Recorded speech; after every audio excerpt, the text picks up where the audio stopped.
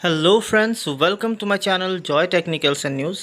আজি আপোনালোক যিসকলে কৃষ্ণকান্ত সন্দিকৈ ৰাজ্যিক মুক্ত বিশ্ববিদ্যালয়ত অৰ্থাৎ কেকে handiqueত আপোনালোকে এডমিশ্যন ল'ব বিচাৰিছে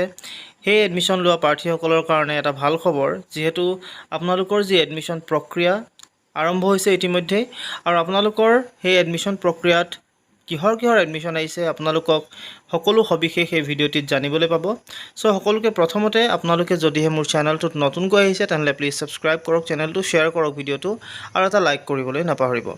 সো ইয়াত আপোনালোকক মই অনলাইন এডমিশ্যন যি প্ৰসেছ সেইখিনি বিষয়ে আপোনালোকক কম কৃষ্ণকান্ত সন্দিকৈ ষ্টেট ওপেন ইউনিভাৰ্চিটিৰ লগতে আপোনালোকক যি এডমিশ্যনৰ আসলতে আহিছে যি কাৰ এডমিশ্যন হাতলে আপোনালোকে কৰিব পাৰিব কিহত কৰিব পাৰিব এইখিনি বিষয়ে আপোনালোকক জনাম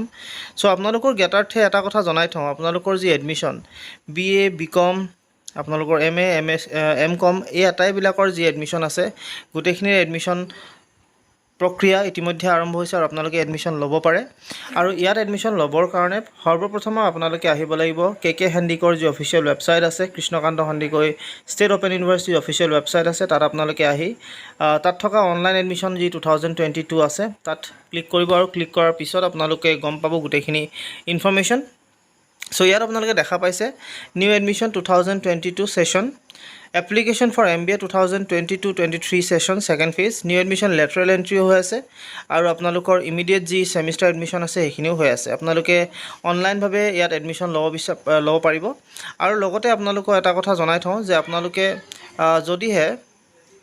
BPL বা EWS লাৰ্নাৰ্ছ হয় তেতিয়াহলে আপোনালোকে ফিজ এভাৰ আপোনালোকে সাধাৰণতে ইয়াত পাবলৈ ইয়াত লিখিছে the learners applying for admission in BPL EWS category shall submit BPL EWS documents as per the latest government of Assam guidelines. However, the EWS BPL learners are not entitled for any fees waiver. আপোনালোকে হয়তো fees ওয়েভাৰ ইয়াত নাপাব fees আপোনালোকে দিব লাগিব কেকে handiqueত admission ল'বৰ কাৰণে so হেতু এটা কথা আপোনালোকৰ আছে আৰু আপোনালোকে ইয়াত কিহত এডমিশ্যন ল'ব পাৰিব সেইখিনি আপোনালোকক মই জনাব বিচাৰিছো সো সকলোকে প্ৰথমতে আপোনালোকে ইয়াত যিসকলে BA কৰিছে BA BSc BComৰ যিসকল আছে সেইসকলে আপোনালোকে এডমিশ্যন ল'ব বিচাৰিছে যদি ওপেন ইউনিভাৰ্চিটি তেনলে আপোনালোকে এডমিশ্যন ল'ব পাৰে দ্বিতীয়তে আপোনালোকে যিসকলে MA হয় সেইখিনিও আপোনালোকে এডমিশ্যন ল'বলৈ পাৰে আসলে কেকে handiqueত তাৰ পিছত আপোনালোকৰ যিসকল BBA আছে সেইসকলে এডমিশ্যন ল'ব সাধাৰণতে ইয়াত পাৰিব সো এইখিনি যিসকলে এডমিশ্যন ল'ব বিচাৰিছে আপোনালোকে অটোমেটিক্যালি ল'ব পাৰে আৰু ইয়াত ল'বৰ কাৰণে আপোনালোকৰ যি আছে সিস্টেম এই সিস্টেমটো অনলাইন মাধ্যমত আপোনালোকৰ যেহেতু ইয়াত এডমিশ্যন হ'ব আৰু অনলাইন মাধ্যমত হোৱাৰ কাৰণে আপোনালোকে এটা কথা জানি ল'ব আপোনালোকৰ পোষ্ট গ্ৰেজুৱেট যিকিটা প্ৰগ্ৰাম আছে তাৰ কাৰণে আপোনালোক 2 বছৰ সময় হ'ব আন্ডাৰ গ্ৰেজুৱেট প্ৰগ্ৰামটা 6 সেমিষ্টাৰ 3 বছৰ সময় ডিপ্লোমা প্ৰগ্ৰাম এবছৰীয়া আৰু ছমহীয়া আছে আপোনালোকৰ সাৰ্টিফিকেট কোৰ্স বিলাক সো ইয়াত আপোনালোকৰ সেইখিনি আছে সুবিধা আপোনালোকে ল'ব পাৰে আৰু ইয়াত 2 নম্বৰ কথা হৈছে আপোনালোকে এডমিশ্যন ল'বৰ কাৰণে কেনেকৈ এডমিশ্যন ল'ব হেতু মই আপোনালোকক জনাই দিছো সকলোকে প্ৰথমতে আপোনালোকে ইয়াত দেখিছে new admission 2022 session so apply online বুলি আপোনালোকে ক্লিক কৰিব ক্লিক কৰাৰ লগে লগে আপোনালোকে ইয়াত স্টেপস কেইটামান আছে আপোনালোকে এটো চাই ল'ব প্ৰথমতে আপোনালোকে ৰেজিষ্টাৰ কৰিব লাগিব register using the create account process the email ID and mobile number use for registration must be valid and functional and should preferably belong to the applicant's communication will be done only the registered email address or mobile number আপোনালোকে যি create account আছে তাৰ আজি প্ৰক্ৰিয়াটো ব্যৱহাৰ কৰি পঞ্জীয়ন প্ৰথমতে কৰিব লাগিব পঞ্জীয়নৰ বাবে যিখিনি ব্যৱহাৰ আপোনালোকে ইমেইল আইডি কৰিব বা মোবাইল নাম্বাৰ আপোনালোকে কৰিব সেইখিনি আসলতে বৈধ হ'ব লাগিব আৰু কাৰ্যকৰী হ'ব লাগিব অৰ্থাৎ ইউজ আপোনালোকে হৈ থকা হ'ব লাগিব আৰু লগতে যোগাযোগ সাধাৰণতে আপোনালোকে যেটো হ'ব হেতু ইমেইল ঠিকনা আৰু মোবাইল নাম্বাৰৰ পৰাই আপোনালোকৰ হ'ব যেতিয়া ৰেজিষ্ট্ৰেচন আপোনালোকে কৰি ল'ব ৰেজিষ্ট্ৰেচন কৰাৰ পিছত আপোনালোকৰ মোবাইল বিলাকত এটা ইউজাৰ নেম আৰু পাছৱৰ্ড আহিব আৰু সেই ইউজাৰ নেম আৰু পাছৱৰ্ডটো আপোনালোকে তাত ক্লিক কৰিব লাগিব তাৰ পিছত আপোনালোকে নিজৰ পাৰ্সোনাল যিখিনি ব্যক্তিগত বিৱৰণ আছে সেইখিনি আপোনালোকে আগবঢ়াব তাৰ পিছত বিষয় কোনটো এডমিশ্যন ল'ব বিচাৰিছে এটো সিলেক্ট কৰিব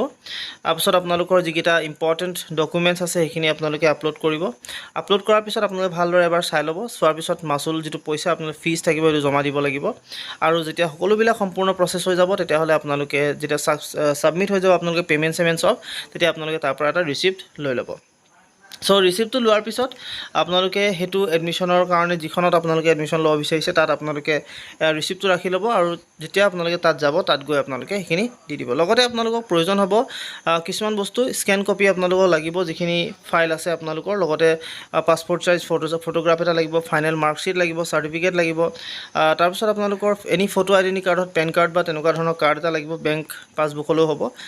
সিগনেচাৰখন লাগিব আৰু যদি আপোনালোকে পিডব্লিউডি অৰ্থাৎ দিব্যাং যদি হয় তেতিয়াহ'লে তাৰ ক্ষেত্ৰত আপোনালোকে কাষ্ট বিপিএল সাৰ্টিফিকেট এইবিলাক সাধাৰণতে আপোনালোকক দৰকাৰ হ'ব সো লগতে আপোনালোকৰ ডেবিট কাৰ্ড ক্ৰেডিট কাৰ্ড লাগিব নেট বেংকিং অনলাইন আপোনালোকে যেহেতু পেমেন্ট কৰিব তাৰ পিছত আপোনালোকে ইয়াত যেটো বক্স আছে ক্লিক কৰিব আৰু ক্লিক টু ষ্টাৰ্ট কৰি দিব ক্লিক টু ষ্টাৰ্ট কৰাৰ লগে লগে দেখিছে আপোনালোকে দুটা অপচন আছে ইয়াৰ প্ৰথমটো হৈছে যদি আপোনালোকৰ একাউণ্ট নাই তেনে ক্ৰিয়েট একাউণ্ট কৰিব আৰু যদি আপোনালোকে অলৰেডি একাউণ্ট আছে ইয়াত যদি আপোনালোকে আগতে কৰি থৈছে তেতিয়াহ'লে লগইন কৰিব সো প্ৰথম কথাটো হৈছে আপোনালোকৰ যেহেতু একাউণ্ট নাথাকিব সো ক্ৰিয়েট একাউণ্টত ক্লিক কৰিব আৰু ক্ৰিয়েট একাউণ্টত ক্লিক কৰাৰ লগে লগে আপোনালোকৰ ইয়াত এইটো ৰেজিষ্ট্ৰেচন ফৰ্ম হয় প্ৰথমতে আপোনালোকৰ নাম মোবাইল নাম্বাৰ ইমেইল আইডি দিব তাৰপিছত যেটো ক্যাপচা কোড দিছে হেতু আপোনালোকে ইয়াত ভৰাই দিব আৰু ৰেজিষ্টাৰ ক্লিক কৰিব ৰেজিষ্টাৰ ক্লিক কৰাৰ পিছত আপোনালোকৰ অটোমেটিক্যালি মোবাইলটোলৈ এটা মেছেজ আহিব আৰু সেই মেছেজটোত আপোনালোকৰ পাছৱৰ্ড আৰু যেটো ইউজাৰ নেম আছে হেতু আহি যাব আৰু হেতু আপোনালোকে ইয়াত লগইনত ক্লিক কৰি দিব লগইনত ক্লিক কৰাৰ লগে লগে আপোনালোকে ইয়াত মোবাইল নাম্বাৰ আৰু পাছৱৰ্ডটো দি দিব ইয়াত আৰু দি দিয়াৰ পিছত অটোমেটিক্যালি এইটো ক্যাপচা কোডটো আপোনালোকে দিব যদি আপোনালোকে পাছৱৰ্ড পাহৰি যায় ফৰগট পাছৱৰ্ড ক্লিক কৰিব আৰু ফৰগট পাছৱৰ্ড ক্লিক কৰাৰ পিছত আপোনালোকৰ অটোমেটিক্যালি হেতু যি ডিটেইলছ আপোনালোকক দিবলৈ দিব ধৰি লওক মই ইয়াত ক্লিক কৰিলো ফৰগট পাছৱৰ্ড আৰু ইয়াত আপোনালোকক বিচাৰিছে মোবাইল নাম্বাৰটো ক্যাপচা কোডটো দি দিব সেন্ড পাছৱৰ্ড ক্লিক কৰি দিব অটোমেটিক্যালি আপোনালোকৰ পাছৱৰ্ড আকৌ ইমেইল আইডিত আহি যাব সো এইগিটা হৈছে আপোনালোকৰ প্ৰসেস আৰু আপোনালোকে ইয়াত এডমিশন ল'ব পাৰে BA BCom MA MCom BBA MBA এইখিনি গুটেইখিনি আপোনালোকে এডমিশন ল'ব পাৰে সো তাৰ কাৰণে এডমিশন ল'বৰ কাৰণে আপোনালোকে এই গুটেই প্ৰসেসটো মোৰ ফলো কৰক আপোনালোকে যেনেকৈ মই ক'লো আৰু লগতে পেমেন্ট আপোনালোকৰ ফিজ কিমান হ'ব হেৰুৰ কাৰণে হয়তো আপোনালোকে ভাবিছে হয়তো তাৰ কাৰণে আপোনালোকে প্ৰথম কথা হৈছে আপোনালোকে ষ্টাডি চেণ্টাৰ সিলেক্ট কৰি ল'ব এই সাৰ্চ ইউৰ ষ্টাডি চেণ্টাৰ কোড আপোনালোকে পঢ়িব বিচাৰিছে সিলেক্ট কৰিব প্ৰগ্ৰাম কোনটোত আপোনালোকে এডমিশন ল'ব বিচাৰিছে ধৰি লওক মই যদি ব্যাচেলৰ অফ পাস কোৰ্স যদি কৰো পাস কোৰ্সৰ দেখাইছে মই প্ৰথম তাৰ পিছত আপোনালোকৰ সিলেক্ট কৰিব লোকেশন ধৰি লওক মই কৰবাত এটা সিলেক্ট কৰিছো ডিব্ৰুগড় সিলেক্ট কৰিছো মই সো সিলেক্ট কৰাৰ লগে লগে ইয়াত অটোমেটিক্যালি গুটে লিষ্টখন আপোনালোকৰ ওচৰত আহি যাব কোড কিমান হ'ব আৰু ফিজ কিমান আপোনালোকে দেখিছে bachelor of arts BA pass course 3000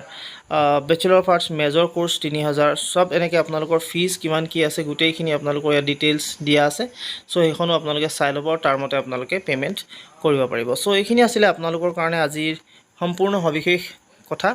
আশা কৰিলো আপোনালোকে ভিডিওটো ভাল পালে যদি ভাল পালে তেহলে প্লিজ যিমান পাৰে হিমান শেয়াৰ কৰক যাতে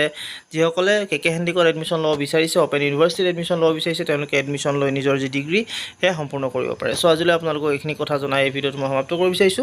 ধন্যবাদ